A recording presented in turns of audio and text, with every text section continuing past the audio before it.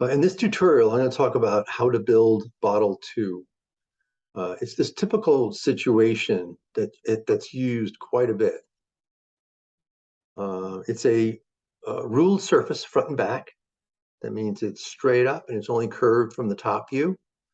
This is used quite often because it's very easy to manage in the line fill equipment and for labeling. So that whole front surface and the back surface can accommodate a label. It's not necessarily customized to any particular label shape, so those things can be determined later. With this particular design, I am going to derive the closure right from the bottle shape, and I'll show you how we're going to do this. Again, this is going to be using lofting techniques. So what's nice about this is you can create your front and back lofted surface, ruled surface, and then you can do any kind of profile that you want. This particular profile I'm going to make it straight up so it has double touch points and the curves are in between. That's why I have this guideline on the side here. And I'm going to show you how I did it. The key to this whole design is developing that profile edge. So let's go to front view. And I'm going to go to line so we can see these parts.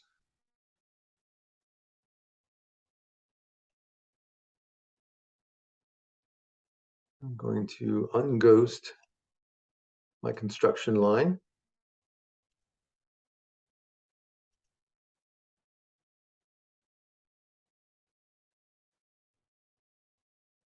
I'm just going to move one copy. So we can talk about. I'm going to leave the one I have because it worked.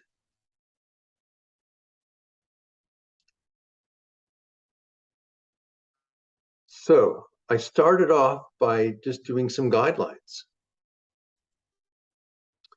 I think I came straight up. I went in once and then went out and then went up to my top. So I'm snapping to my guides here. I just made up some numbers. I wanted this bottle to be 9 inches tall. And I believe I did 3 inches wide at the bottom. And then I did a 2-inch wide at the top. So again, those are pretty arbitrary. So it'll depend on your design, what you want to do. You can make those decisions up front and then build into those sizes. So I started off by constructing this line. Like I had mentioned before, I like using this curves create under the NURBS curves create. So once you start developing some lines like this, you can just, I have it set on 2. Like I mentioned before, we can set this degree here to many different levels. The higher the number, the softer the curve. So 2 is pretty low. I like to control some. So if we click on this line I just created, we start to get these curves. So when I started off with this line, I got a curve like this. It was much too drastic. I wanted something a little bit more subtle. So I added points. I moved points around. There is in the, I'm not sure if I covered this, but under the edit tool for editing lines, there is an insert point tool. You can insert points on lines like this. You can insert them later on a curved line. So this takes a little time, but this is the basis of this entire design is this curve. Everything else is pretty straightforward geometry. So it's a matter of playing with this, going back and forth. So this is the line I had created. So when I did my C curve to that, I got, see, it's pretty subtle, those curves, but I got a profile that I liked. So that's just a matter of playing with that and going back and forth.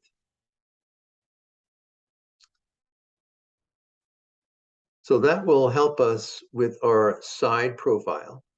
So we also need a line for our ruled surface. So if I go to the top view, you can see our final bottle over here. Oops, hold on. It has that nice curve across the front and back, and then actually have curves on the side. And I'll show you how to build that. So we're going to start off by building the curve on the front and the back. And that's what this construction line is right here. That's just our curved line, and I made it a little bit bigger than the footprint of my bottle, just so when I start to trim it, I have a little extra to work with. So that's setting up our construction lines to build this object. So like I had mentioned, I have my layers over here, trying to organize step by step. So I have my first layer is creating lines. So that would be this process right here. So then my next one is to create the loft surfaces and trim them. So I just copy these and then move them over to the next layer. So what we're going to end up with is over here on the left. We're going to create these surfaces and trim them, and we'll end up with this at the end of this layer. So I could take this source and I could extrude it, or I can look at it from the front view. And I am going to go into line. I'm going to move a copy. I'm snapping right to the bottom because I have my construction line, and it's snapping to the middle of that curve. So I'm just going to grab this, move it, and put it up to the top. And I know that's exactly where I need to be because that's that max height. So now I can take these two sources and I can loft these. So that gives me that front surface. And the back, it'll be the same. So this is a little bit more complex. This curve that I created for our bottle, I'm gonna loft that, and I'm gonna do it with 3 lines so I can get a curve.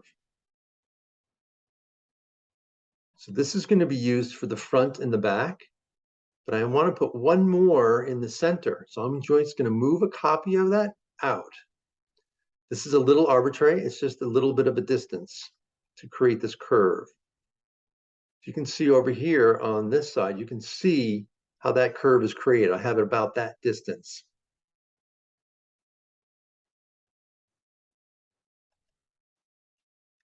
So now I have that one in the center. So I'm going to deselect that. I'm going to select that first one, the inside curve, and I'm going to go to the top view.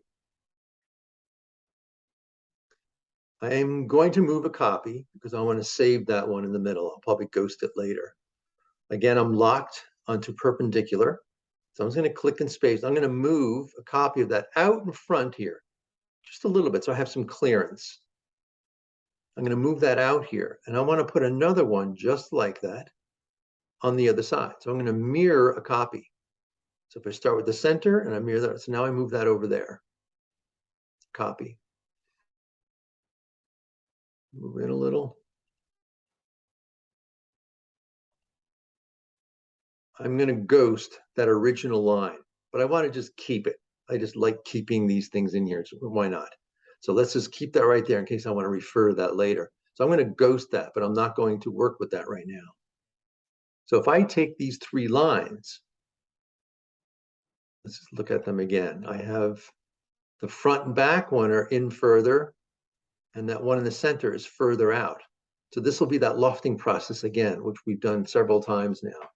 These are objects. They're not edges of surfaces. So we can click on them as objects.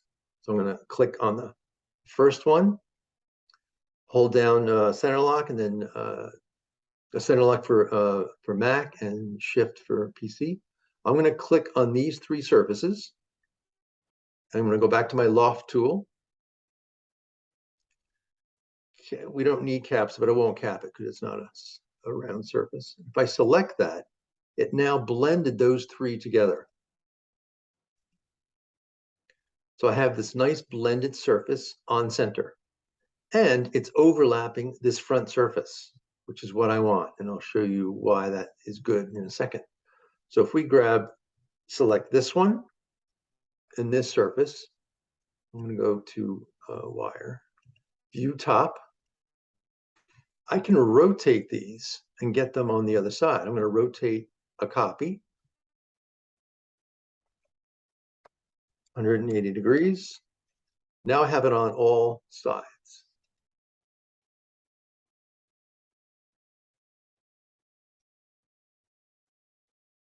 So let's take a look. So now I have them all overlapped. So now we can trim split these and create this object. Our bottle is sitting in there. So go to trim split. We usually use a line, but let's go to both objects. I could trim split these and stitch them together. I like to wait. I like to trim split and then stitch them all together later on. That's just the way I like to work, but you could stitch these right now. So when you trim split these surfaces, there's two sides. I could click on this surface here in the front, or I could click out here on this part that I don't want. That will get cut away if I select that. So I want to select the part that we want to keep, which is the center of this surface, and I want to keep that surface. So I'm not selecting it out here. I'm selecting it in the part that I want to keep. So if I select that, these two surfaces trimmed one another. Now I have that nice clean edge in the front. So we're just going to do that on all corners. Now these surfaces are being ghosted, so they are there in case we want to go back. So we don't have to worry about losing some of this geometry. So I was going to do the same thing. Oops. Picked the wrong tool. All right, trim split, both objects. And then we have that. And then we do this all around.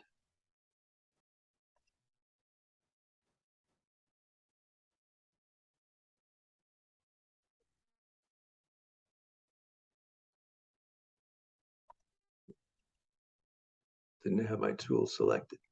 So there. So now I have the basis of that object. I have my ruled surface front and back, and I know I can label that entire area.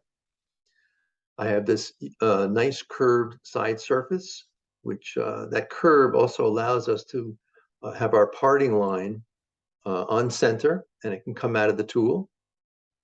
This particular design, like I had mentioned, I have these double touch points. I have this one up here, and I have this one down here. So when this goes down the line fill equipment, these bottles will touch one another and they won't fall over and it won't require a puck. So these are just some details that I incorporated in this design. This type of design is very popular because of the ease of labeling and line fill equipment. So I'm going to continue this tutorial and we'll turn this into a solid and add radiuses and labels and construct our cap in a later tutorial.